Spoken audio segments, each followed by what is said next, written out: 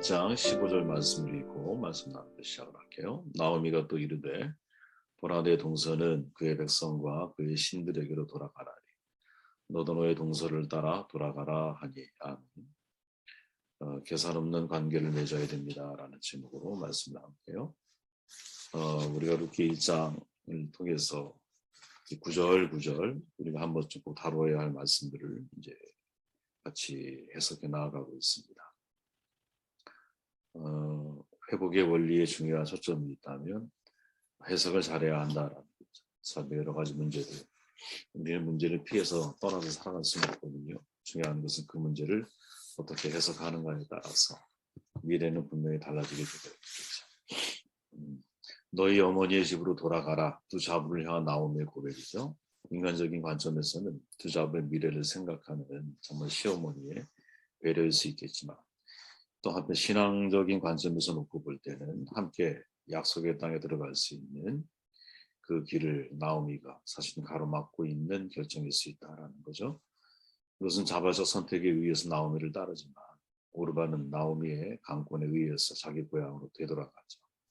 다니엘 맥밀이 쓴 유대적 시선으로 본 룻기라고 하는 책자가 있는데 거기에 보면 유대 전승에 룻은 훗날 다윗의 증조 할머니가 되지만 오르바는 골리앗의 증조 할머니가 된다. 이 유대 전승에 흘러나오는 이야기라고 합니다.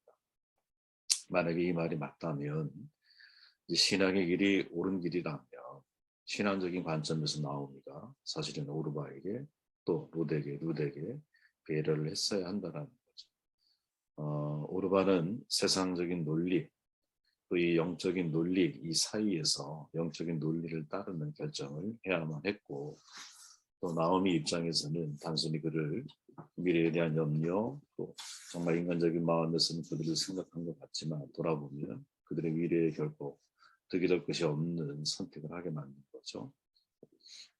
우리는 어떤 선택을 해야 할까? 이거를 생각할 수 있어야 한다고 봅니다. 본문으로 돌아가 보면 15절에 너도 너희 동서를 따라 돌아가라 이렇게 말하죠. 오르바가 떠나고 나니까 나오미는 적극적으로 롯을 설득을 하는 겁니다. 그랬더니 16절에서 롯이 이르되 내가 어머니를 떠나며 어머니를 따르지 말고 돌아가라 강권하지 마옵소서. 어머니께서 가시는 곳에 나도 가고 어머니께서 머무시는 곳에 나도 머물겠나이다. 어머니의 백성이 나의 백성이 되고 어머니의 하나님 나의 하나님이 되시리니 룻은 절대 떠나지 않겠다라는 거죠. 오르바가 어떤 이유로 떠났는지 그거는 다 모르지만 자기 자신이 남기로 선택을 합니다. 오르바가 자기 고향으로 돌아간 것을 성경은 부정적으로 언급하지 않거든요. 중요한 것은 그 다음 이야기를 거론하지 않는다라는 거죠. 다시 말해 오르바는 역사의 무대에서 지금 사라지고 맙니다. 룻도 오르바도 각자가 선택하는 거죠. 그들의 선택에 따라서 인생의 향로가 달라지는 거예요. 내가 영적인 논리를 따라 선택할 것인지 또 그 선택에 내 인생을 투자할 것인지 이건 역시 우리가 선택해야 할 문제라는 거죠. 맹렬의 말처럼 룻은 다윗 증조 할머니가 되고 오르바는 골리앗 증조 할머니가 되었다라는 이 유대 전승이 사실이라면 사실은 오르바는 그때 본인도 하나님에 대해서 열린 마음을 가지고 있었기 때문에 하나님 앞에서 내가 어떤 미래를 선택할 것인가 이것을 바르게 좀 분별할 필요가 있었다라는 거죠. 성경은 참 분별에 대해서 매우 중요하게 다루고 있다고 생각을 합니다. 나오미의 강권하는 말은 룻도 거절하기 쉽지가 않은 거거든요. 지금 헤세드 우리가 하나님의 성품이라고 말했잖아요. 신실함 이런 뜻인데 룻은 신실한 마음으로 나오미를 사랑했기 때문이거든요. 나오미는 오르바를 모범으로 제시하고 오르바가 갔으니 너도 가라 이 말이잖아. 너도 오르바처럼 해라 이렇게 말을 하죠. 일단 마음은 정해졌지만 어쩌면 나도 오르바처럼 해야 하는 것 아닌가 이런 생각을 룻이 분명히 안 할 수가 없었을 거예요. 왜? 시어머니가 나한테 계속해서 너 오르바처럼 가, 네 고향으로 가. 너 오르바가 했는데 네가 왜 못해? 이렇게 몇 번 몰아가면 당연히 그런 생각이 들 수 있겠죠. 이런 상황에 직면하게 되면 모범으로 제시더니 사람에 대한 평가를 나름대로 하지 않을 수 없는 거거든요. 룻의 판단에 오르바가 옳았던 것이라면 만약에 자신도 그렇게 행동할 것이고 또 만약에 그 오르바의 행동이 본인이 생각할 때 옳지 않았다라고 판단을 했다면 룻은 머무르겠죠. 근데 룻의 선택은 오르바의 모범 따르지 않는다는 거죠. 오히려 거부를 해요. 내가 누구를 모범으로 삼아서 행동할 것인가. 이건 대단히 중요한 인생을 살아가는 데 있어서 문제이죠. 내가 누구를 보고 누구를 기준으로 삼고 누구를 따를 것인가 하는 것은 저와 여러분들의 인생에서 매우 중요한 문제라고 생각합니다. 기준을 잘 선택을 해야 한다라는 거죠. 플라톤이 엮은 것이죠. 소크라테스 변명에 나오는 내용 가운데서 이런 이야기가 있어요. 어떤 사람의 의견을 존중할 만한지 다른 사람의 의견을 존중할 필요가 없다고 말하는 것이 옳은가. 좋은 의견을 존중하고 나쁜 의견을 존중하지 말아야겠지. 그리고 현명한 사람의 의견은 좋고 현명하지 못한 사람의 의견은 나쁘겠지. 그러면서 나오는 이야기가 체조 연습에 열중하고 있던 학생은 모든 사람의 찬양과 비난을 경청해야 할까? 아니면 의사 또는 체육과 한 사람의 말만 들어야 할까? 그는 많은 사람들이 아니라 오직 한 사람의 책망을 두려워하고 또 칭찬을 반가워해야겠지. 모든 다른 사람의 의견을 종합해서 그것에 따르기보다는 오히려 분별력이 있는 한 사람의 교사가 좋다고 생각하는 방식에 따라 행동하고 훈련하고 먹고 마셔야 하겠지. 그가 한 사람에게 복종하지 않고 그 의견과 칭찬을 존중하지 않는다면, 그래서 분별력이 없는 많은 사람들의 의견을 존중한다면 그는 피해를 입겠지. 이게 쭉 나오는 이야기들이거든요. 이제 그런 거죠. 예를 들어서 우리가 운동선수입니다. 그러면 우리가 들어야 할 사람들은 모든 사람의 찬사와 비난의 소리가 아니거든요. 진짜 내가 주목해야 할 이야기의 핵심은 누구? 나를 코치하는 코치 선생님의 말인 거죠. 그죠? 그분이 나의 미래에 대해서 가장 많이 고민하고 계시고 나를 잘 분석하고 계시고 내가 어떤 운동을 어떻게 병행할 때 성공적인 결과를 만들어낼 수 있는지를 잘 알고 계시는 거죠. 그렇다면 우리에게 있어서 이런 기준 설정은 대단히 중요하다는 거예요. 그죠? 늘 말씀을 드리지만 우리의 1순위 기준은 하나님 말씀이겠죠. 내가 하나님 앞에 나를 비춰보면 하나님을 미러 거울로 생각해서 나를 보면 정말 형편없죠. 우리의 모습은 형편없습니다. 저도 매일 거울을 보지만 제 자신을 거울로 놓고 보면 가까이 볼수록 흠집이 많고 정말 부족한 인생이라는 거 알거든요. 개선해야겠다라고 생각하지만 잘 개선하지 못하고 마음은 이렇게 원하지만 행동을 실천하지 못할 때도 너무나 많고 하나님이 나를 부르신 자리에 내가 정확하게 주관과 소신을 가지고 살아가고 있는가 질문을 해보면 그냥 온통 한계와 온통 허점투성이의 사람이라는 생각을 하게 돼요. 그런데 왜 내가 이 목회자의 자리에 계속 있는 거지? 이런 질문 던져봐. 참 고민스럽죠. 하나님의 뜻이 나에게 아직 남아있다라고 생각을 하니까 제가 잘해야 되는데 쉽지가 않아요. 네. 그런데 어쨌든 이럴 때마다 기준으로 삼는 게 모든 사람의 말이어야 되는가? 아니면 루처럼 우르바가 기준이 되면 혹은 나오미가 기준이 되면 룻은 선택하기가 되게 이런 선택을 하기가 어려운 거죠. 왜? 나오미도 가라 그러고 우르바는 떠나. 그죠? 이때 룻은 어떤 기준을 내 마음의 중심에 두고 살아야 되는가? 이 질문을 저 여러분들에게 던져주고 있다는 거죠. 이 소크라테스의 변명에 나오는 바로 이 이야기. 이 체조 연습에 열중하는 학생이 누구의 소리에 귀를 기울일 것인가? 우리는 누구의 소리에 귀를 기울여야 되는가? 이 질문을 던지지 않을 수가 없다고 생각을 합니다. 16절 말씀을 보면 내가 어머니를 떠나며 어머니를 따르지 말고 돌아가라 강권하지 마옵소서 이렇게 말하죠. 나오미가 룻에게 제발 나를 떠나라고 강권하잖아요. 이렇게 떠난다라는 단어가 사실은 이보다 더 좀 슬픈 단어거든요. 의미거든요. 버린다 이런 뜻이에요. 나를 버려라 이런 말이에요. 그러니까 이 말을 하는 나오미가 얼마나 처절한 심정이었겠어요. 그죠? 뭣도 그러한 나오미의 말과 심정이 어떤 것인지 같은 여자로서 충분히 이해하지 않았을까요? 그러나 이 룻도 상당히 고집스러운 거예요. 이제 나오미 곁을 떠나지 않아. 나오미를 따라 베들레헴으로 올라가는 것, 이게 참 한심한 노릇이라는 것 룻도 충분히 알고 있거든요. 시어머니 나오미에게 다른 자식이 있어 결혼할 가능성도 없잖아요. 고향에서 시어머니를 어떻게 대접할지 몰라요. 아직도 경제적인 능력도 다 이제 바닥이 났어요. 베들레헴에 올라간 다음 유대 사람들이 이방인인 자기를 어떻게 대할지 알 수 없는 일이에요. 그렇다면 도대체 생각해 보세요. 하나부터 열까지 희망을 들 만한 게 없는 거거든. 룻의 입장에서는. 그런 룻이 나오미가 앞으로 어떤 대접을 받을지도 모르고 고향에 어떤 환경이 펼쳐질지도 모르는 가운데서 나오미를 붙잡고 따라 나서기로 결정하는 이유. 루시 볼 때 나오미는 정말 여호와의 손이 나를 치셨다라는 말처럼 아주 상처투성이의 여인이거든요. 그죠? 따라나기로 결정을 해. 한 가지 분명한 사실이 있죠. 루시 인간 나오미와 함께 있는 것, 있으려고 하는 것 외에 다른 이유가 없다라는 것. 그러니까 미래가 보이지 않는 사람인데 그 미래를 놓고 나오미를 판단하거나 계산하지 않는 거지. 만약에 조금이라도 나오미라는 시어머니를 놓고 미래에 대해서 계산하는 눈을 가지고 바라봤다면 오르바처럼 고향으로 돌아가는 게 더 좋은 선택이었을 거예요. 그러니까 루스의 선택은 사실은 이거 보통 사람들이 자기 희생이다, 헌신이다 이렇게 표현하지만 사실은 그것 갖고는 다 표현될 수 없는 그런 거죠. 계산하지 않는 거죠. 그냥 나오미를 보면서 미래 내가 어떻게 함께하면서 어려움을 당하고 고난을 당할지 이게 계산이 되기 시작하면 함께하기 어려운 거예요. 그죠? 마태복음 7장 1절 2절에서 예수님이 이렇게 말씀하죠. 비판받지 아니하려거든 비판하지 말아라. 너희가 비판하는 그 비판으로 너희가 비판을 받을 거야. 너희가 헤아리는 그 헤아림으로 너희가 헤아림을 받을 것이니라. 전에 제가 이 말씀을 함께 나눈 적이 있죠. 헤아림, 기준이다, 기준. 핵심 두 단어가 나오죠. 비판과 헤아림이라고 하는 단어. 둘 다 공통점이 뭐냐? 계산한다라는 거죠. 비판은 일정한 잣대를 가지고 남의 행동을 재고 계산하는 거예요. 나를 계산하는 게 아니라 타인의 행동을 자꾸 내가 계산하는 거야. 헤아림은 글자 그대로 남의 허물을 세며 계산하는 거예요. 잣대로 재는 것 이게 비판이고 저울을 달아서 옳고 그름을 재는 것 이게 헤아림이에요. 그렇죠? 그러니까 비판은 법이라는 잣대가 필요하고 헤아림은 저울이라고 하는 도구가 필요한 거예요. 근데 이제 여기서 문제가 뭐냐면 왜 이걸 가지고 야 저울도 필요 없어 잣대도 필요 없어 너희들 누구도 비판하지 마 주님이 왜 이렇게 말씀을 하고 있느냐 그 잣대와 저울이 잘못됐기 때문이라는 거죠.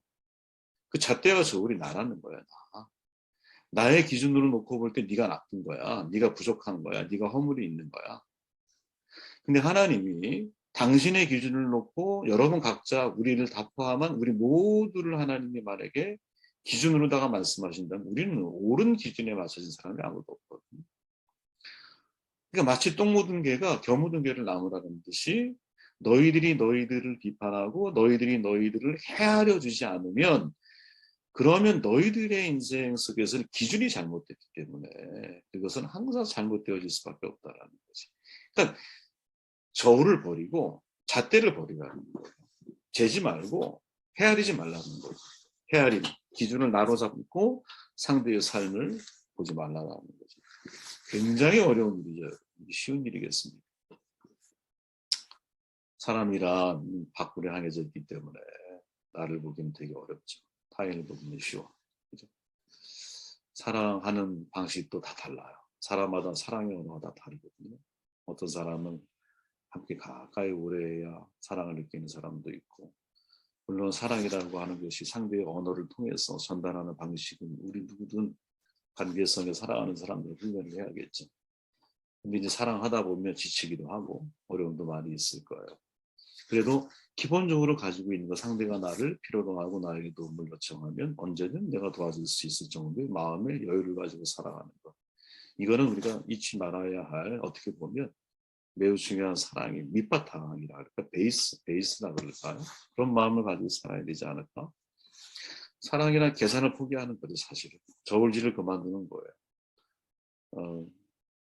내가 너한테 이만큼 해줬어? 그런데 너는 나한테 얼마나 해줬니? 이런 말이 나오는 순간 사실은 참된 사랑에서 벗어나기 시작하는 거지. 사랑은 거래가 아니에요. 그죠? 주었으니 받아야 할 문제도 아닌 거야. 내가 예를 들어 당신을 10년 동안 사랑해줬는데 그럼 당신도 나를 사랑해줘야 되는 거 아니야? 이렇게 말하면 그건 사랑이 아닌 거죠. 왜? 거래니까. 이건 거래잖아. 그죠?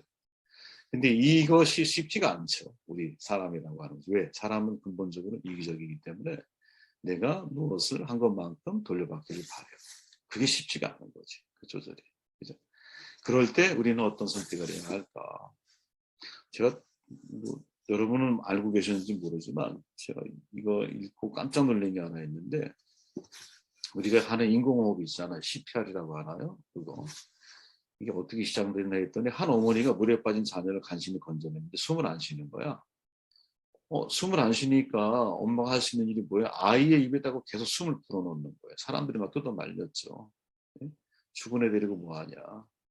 그런데 계속 엄마는 살려야겠다는 마음 많아가지고 계속 숨을 막 불어넣고 막 이러다 보니까 진짜 돌아온 거야. 이게 역사상 최초로 시행된 인공호흡이었다 그래요.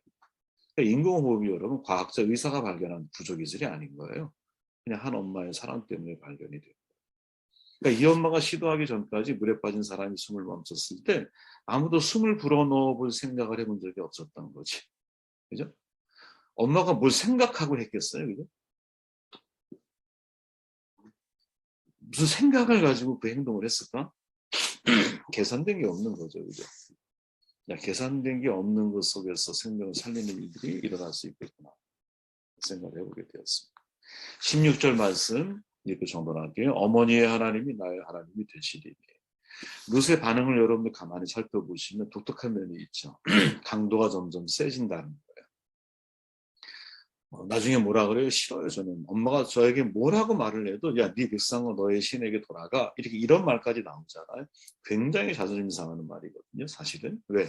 그 순간 시어머니와 나의 존재가 완전히 구분되잖아. 야, 너는 이방인이고 나는 유대인이 돼버리는 거야. 나오미 입장에서 말한 그 내용이 사실이 굉장히 불편한 이야기지. 왜? 신실한 마음으로 서로가 서로를 가족으로서 사랑을 했잖아. 그죠? 성경에. 헤세드라고 하는 단어는 아무 사람에게 쓰는 표현이 아니라니까. 특별한 의미가 있는 거거든요. 그럼 이 룻의 반응이 점점 강력해지는 거야. 처음에는 싫어요. 저도 어머니와 같이 가겠습니다. 정도로 반응했다. 나중에 죽어도 못 떠납니다. 이렇게 말하다가 제발 그런 말씀 좀 이제 그만하세요. 이렇게 바뀌는 거죠. 야, 이게 어떻게 하면 이런 모습을 이제 예를 들어 유지해 갈 수 있었을까? 이 모습이 우리에게 전해지는 교훈이 뭘까 생각해 보면 주관이 명확하다. 자기 주관. 자기 주관이 명확하지 않는 여러분 이런 강력한 반응을 보이기가 쉽지가 않은 거거든요. 자기 주관을 가지고 있었던 이유는 그의 고백, 그녀의 고백 속에 있는 거예요. 어머니 하나님이 나의 하나님이 되신다. 이 말이죠. 나의 하나님을 고백하고 있어요. 도마처럼. 그 전까지 베드로는 주는 그리스도의 살아계신 하나님의 아들, 객관적인 신앙 고백자였어요. 근데 제자 중에 거의 이제 최초는 아니지만 그래도 유일성을 가지고 표현된 도마의 말을 들어보면 나의 주 나의 하나님이 되신 거예요. 그죠? 이제 늘 강조하는 나의 주 나의 하나님인 거야. 너의 하나님이 아니야. 나의 하나님이 된 거야. 그리고 나의 하나님이 될 것이기 때문에 내가 그 하나님에 의해서 내 미래를 결정하려고 하는 거죠. 주관, 소신을 갖는다라는 거. 참 쉬운 것 같지만 여러분 쉬운 일이 아닙니다. 그런 이야기가 있잖아요. 화가인 코끼리가 친구들을 초대해요. 풍경화를 그린 다음에 자신의 그림에 대해서 평을 들어볼 생각을 가져요.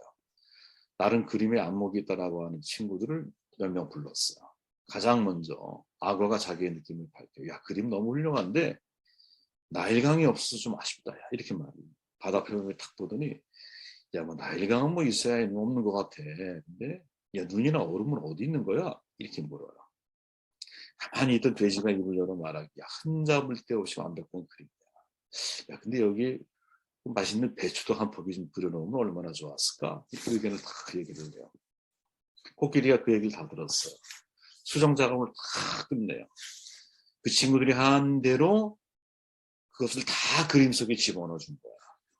그리고 친구들을 다시 불러서 그림을 보여줬어요. 이제 친구들이 또 완전히 경악을 한 거지. 왜? 자기 그림을 잃어버리고.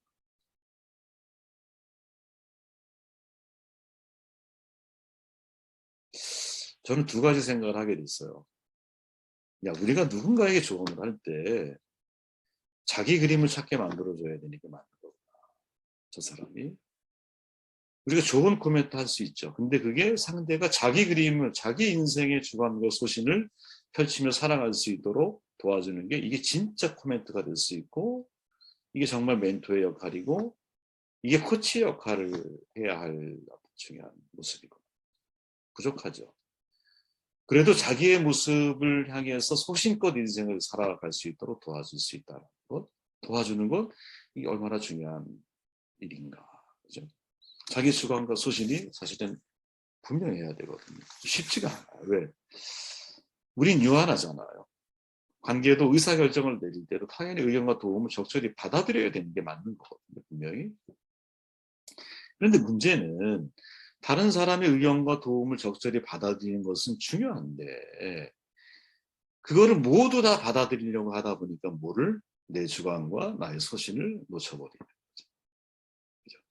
타인의 의견이 중요하지 않다는 게 아니라 그거를 중시하면서 나의 중심을 더 분명하게 사실은 세워갈 줄 알아야 되는데 이거를 잘 못하는 거지. 제가 그런 것 같아요.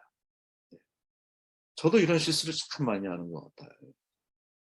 다양한 사람들을 만나다 보니까 소신껏 제 얘기를 할 때도 분명히 있겠죠. 저도.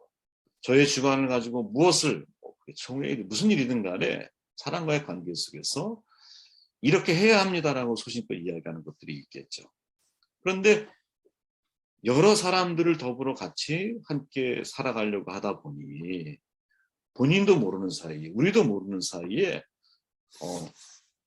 저 개인적인 주관과 소신을 잊어버리고 살아가는 경우들이 많은 거지. 이런. 저는 룻의 이 모습 속에서 생각해 보세요, 여러분. 오르바는 떠났어. 나오미는 계속해서 강도 있게 더 강도 높게 이제 룻을 자기 고향으로 돌려보내려고 그래. 근데 룻은 그런 상황 속에서 더 강경하게 자기의 주관과 소신을 밝히고 있어요, 그렇죠? 그리고 그 결과 다윗의 증조 할머니가 되는 거지.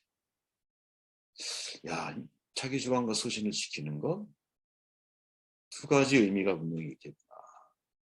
우리 자신이 사람들과 더불어 살아가면서 나를 잃어버리지 않는다는 게 중요한 거죠. 내가 무엇을 하기를 원했는지, 어떤 길을 걸어가려고 하기를 원했는지 분명하게 세우는 거.